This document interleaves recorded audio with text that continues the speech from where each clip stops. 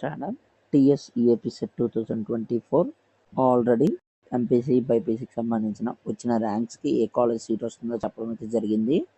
అలాగే కౌన్సిలింగ్ కావాల్సిన డాక్యుమెంట్స్ ఏమేమో అన్నీ చెప్పడం అయితే జరిగింది. ఎవరైతే ఆ వీడియోస్ చూడలేదో నేను డిస్క్రిప్షన్లో లింక్ ఇస్తాను, వెంటనే క్లిక్ చేసి మీరైతే వీడియో చూసేయండి.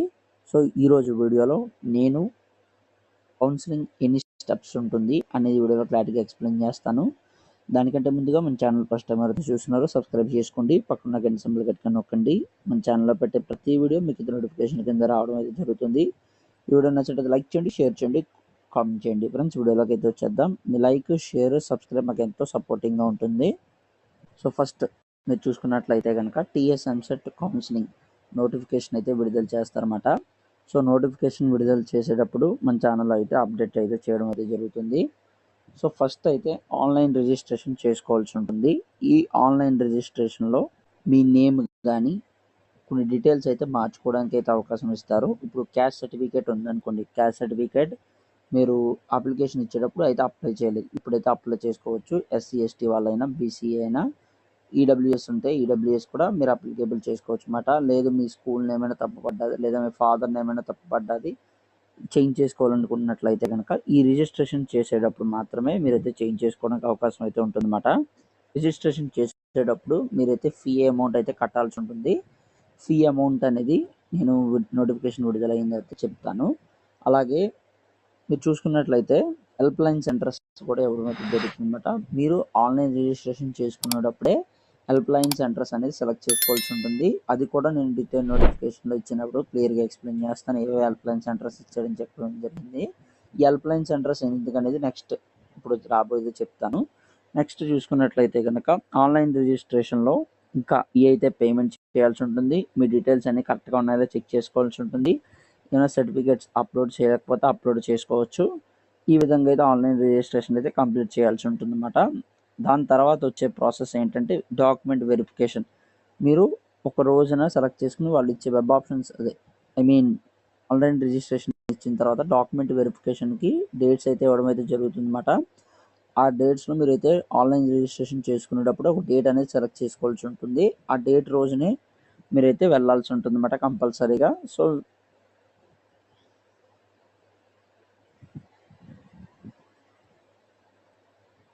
మీరు ఏదైతే హెల్ప్ లైన్ సెంటర్ సెలెక్ట్ చేశారో ఆన్లైన్ రిజిస్ట్రేషన్ చేసేటప్పుడు అక్కడికైతే మీరు డాక్యుమెంట్స్ అన్నీ పట్టుకెళ్ళాల్సి ఉంటుంది. మళ్ళీ చెప్తున్నాను, డాక్యుమెంట్స్ అనేవి ఏమేమి కావాలో డిస్క్రిప్షన్లో ఆల్రెడీ నేను లింక్ పెట్టడం అయితే జరిగిందన్నమాట. సో ఆ లింక్ క్లిక్ చేసి మీరైతే వీడియో చూసేయండి. సో ఇక్కడ చూసుకున్నట్లయితే కనుక మీకు డాక్యుమెంట్ వెరిఫికేషన్, మీ ఆ డాక్యుమెంట్స్ అన్ని తీసుకుని వెళ్తే అక్కడికి మీకైతే ఒక స్లిప్ ఇవ్వడం అయితే జరుగుతుంది అన్నమాట. మీరు ఏమేమి ఇచ్చారో వాళ్ళ దగ్గర అయితే ఒక స్లిప్ ఉంటుంది, మీకైతే ఒక స్లిప్ ఇస్తారు. మీకు ఇక్కడ మొబైల్ నెంబర్ అయితే కంపల్సరీగా ఫస్ట్ ఏదైతే ఇచ్చారో అది మాత్రం మొబైల్ నెంబర్ కంపల్సరీగా ఉండాలండి. ఎందుకంటే డాక్యుమెంట్ వెరిఫికేషన్ అయిపోయిన తర్వాత మీకు మొబైల్ నెంబర్కి లాగిన్ ఐడి రావడం అయితే జరుగుతుందన్నమాట. లాగిన్ ఐడి వచ్చిన తర్వాత మీరైతే ఇంటికి వచ్చేస్తారు. ఇంటికి వచ్చేసిన తర్వాత వస్తుంది మెసేజ్ అనేది. మెసేజ్ వచ్చిన తర్వాత మీరైతే లాగిన్ ఐడి యూజ్ చేసి ఫర్వర్డ్ పాస్వర్డ్ ఇచ్చేసి పాస్వర్డ్ అనేది క్రియేట్ చేసుకోవాల్సి ఉంటుంది. క్రియేట్ చేసుకున్న తర్వాత ఎలా క్రియేట్ చేసుకోవాలో కూడా నేనైతే ఆ వీడియోలో చెప్తాను డీటెయిల్ నోటిఫికేషన్ ఇచ్చిన తర్వాత. సో డీటెయిల్ నోటిఫికేషన్ ఇచ్చిన తర్వాత లాగిన్ ఐడి క్రియేట్ చేసుకోవాల్సి ఉంటుంది. క్రియేట్ చేసుకున్న తర్వాత వెబ్ ఆప్షన్స్కి ఒక రోజు డేట్ అయితే ఇవ్వడం అయితే జరుగుతుంది డీటెయిల్ నోటిఫికేషన్లోనే.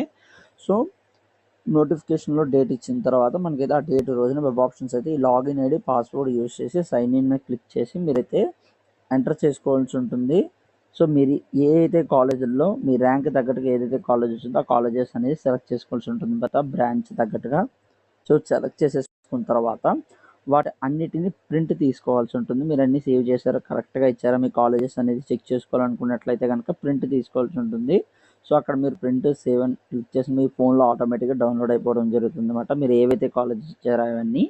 సో అలా కాదు, మళ్ళీ నేను తప్పు ఇచ్చాను నేను అనుకున్నట్లయితే కనుక మళ్ళీ లాగిన్ ఐడి పాస్వర్డ్ ఎంటర్ చేసి మీరైతే మళ్ళీ వెబ్ ఆప్షన్స్ అనేది చేంజ్ చేసుకోవచ్చు, మళ్ళీ ప్రింట్ తీసుకోవచ్చు అన్నమాట. అలా అయితే ఉంటుంది.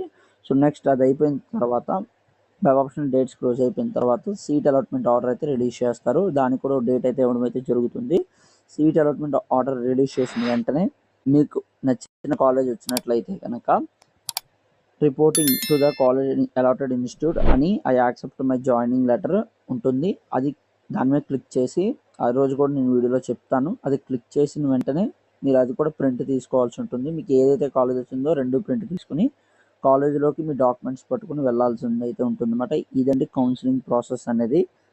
అన్ని పేజెస్కి చేయాలా అంటే అన్ని పేజెస్కి అవసరం లేదు. ఫస్ట్ పేజెస్కి ఎవరైతే రిజిస్ట్రేషన్ చేసేస్తారో సర్టిఫికేట్ వెరిఫికేషన్ చేయించేసుకుంటారో వాళ్ళైతే ఇంకా తోడు డైరెక్ట్గా వెబ్ ఆప్షన్స్ అయితే ఇచ్చుకోవచ్చు అన్నమాట. సెకండ్ పేజ్ నుంచి ఎవరైతే ఫస్ట్ పేజ్లో కౌన్సిలింగ్ రిజిస్ట్రేషన్ చేశారో సర్టిఫికేట్ వెరిఫికేషన్కి వెళ్ళలేదనుకోండి, మళ్ళీ సర్టిఫికేట్ డాక్యుమెంట్ వెరిఫికేషన్కి వెళ్ళాల్సి ఉంటుందన్నమాట. అలాగే ఇప్పుడు రిజిస్ట్రేషన్ అసలు చేయలేదు ఫస్ట్ పేజ్లో వాళ్ళు మాత్రం ఫస్ట్ నుంచి రిజిస్ట్రేషన్ చేసి తర్వాత మళ్ళీ సర్టిఫికేట్ వెరిఫికేషన్ చేయించుకున్న తర్వాత వెబ్ ఆప్షన్స్ అయితే ఇవ్వాల్సి ఉంటుందన్నమాట. సో ఫస్ట్ కౌన్సిలింగ్కి టైం అయితే ఎక్కువ అయితే ఉంటుంది. సెకండ్ కౌన్సిలింగ్ అయితే టైం అయితే చాలా తక్కువ ఉంటుందన్నమాట. మనం 2023 చూసుకున్నట్లయితే కనుక 2022లో 21st స్టార్ట్ చేసి 13/9/2022లో అవగొట్టారు. సో ఇక్కడ చూసుకున్నట్లయితే దాదాపుగా 25 డేస్ అయితే ఎంతో ఇవ్వడం అయితే జరిగిందన్నమాట కౌన్సిలింగ్ సంబంధించి. అదే సెకండ్ కౌన్సిలింగ్ సంబంధించి చూసుకున్నట్లయితే కనుక 28 నుంచి అయితే స్టార్ట్ చేయడం అయితే జరిగింది. 10 డేస్ మాత్రమే ఇవ్వడం అయితే జరిగిందన్నమాట. సో చూసారు కదా 15 డేస్ గ్యాప్ అయితే తేడా వచ్చింది ఇక్కడికి అక్కడికి ఫస్ట్ పేజ్కి సెకండ్ పేజ్కి కూడా. సో ఆ విధంగా అయితే ఉంటుందన్నమాట. టైం అనేది తక్కువ ఉంటుంది కాబట్టి ఫస్ట్ పేజ్లోనే మంచి కాలేజెస్ కూడా మిస్ అవ్వకుండా ఉంటారు కాబట్టి ఫస్ట్ పేజ్ కౌన్సిలింగ్లోనే మీరైతే అటెండ్ అయితే కావండి.